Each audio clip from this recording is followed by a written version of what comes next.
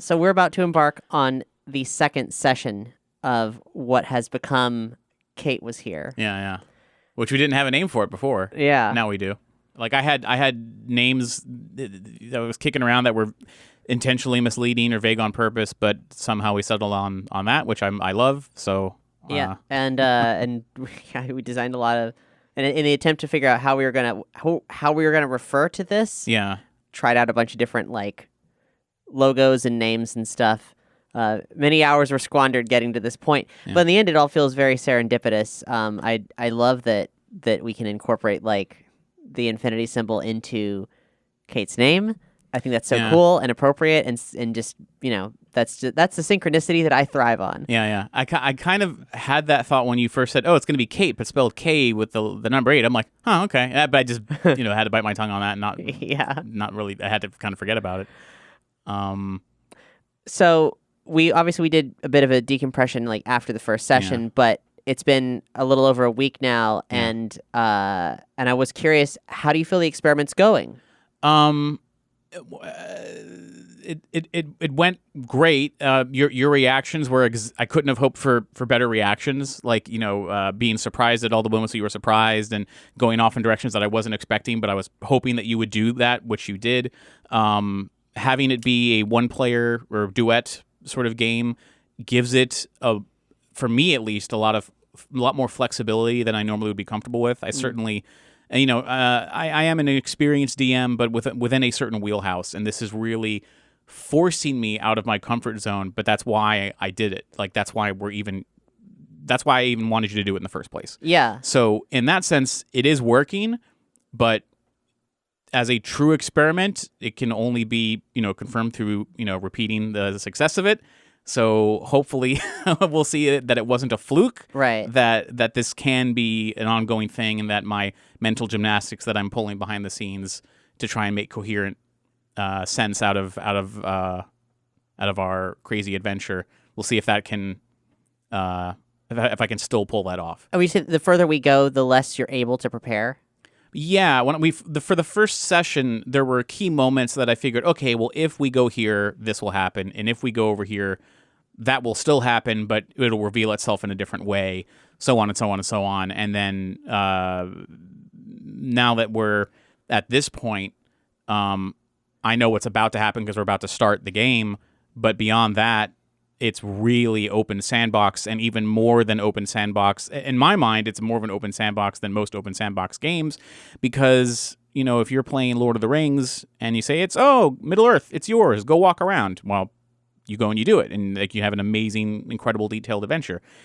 Here, you have the planet and all of time, So, it's my normal method of trying to figure out where people are going to go, where they're likely to go, and trying to push the story along in a certain direction.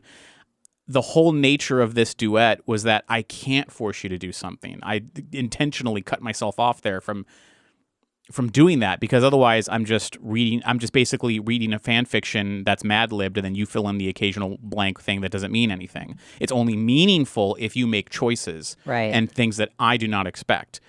On the opposite end, if you don't have an inkling on where to go or what to do, it's also my responsibility to provide options.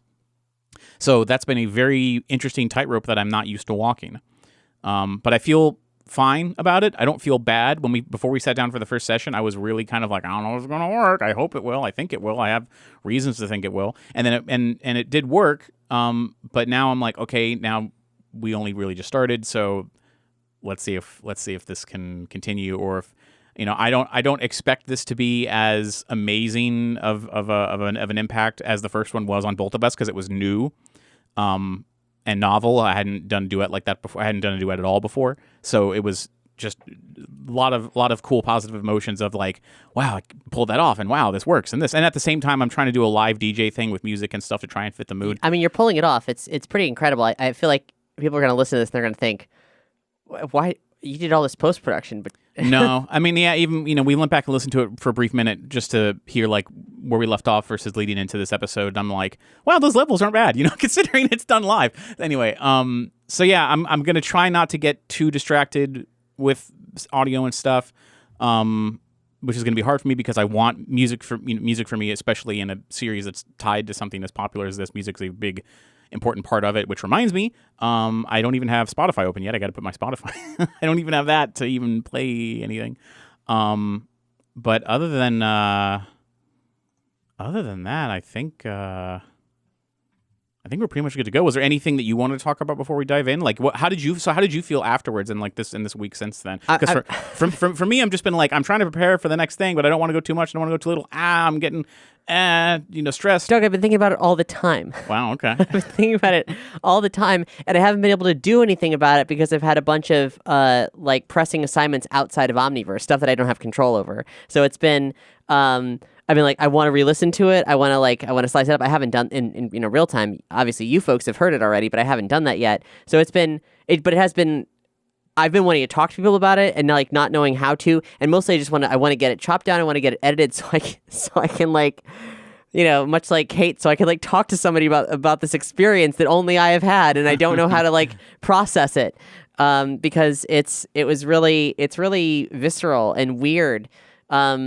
Maybe this is kind of what it's like for the Ghostbusters when they play, when they play their game and they're all playing different versions of themselves. Like Kate has so much of like so many pieces of my history in her that it's easy to roll with, even though we're different people. So yeah, it's a very unique experience for me, and I have no idea where this is going to go, and I'm looking forward to finding out. Like I both command the action and also very much react to the action. Biff has just kicked in the door, or Biff's goons have kicked in the door, and Biff is there, and I'm like, and I don't know what's happening. So I've been like, what the fuck is going to happen? Yeah. For a whole week, and yeah, so I'm ready. I'm way past ready to go. Cool.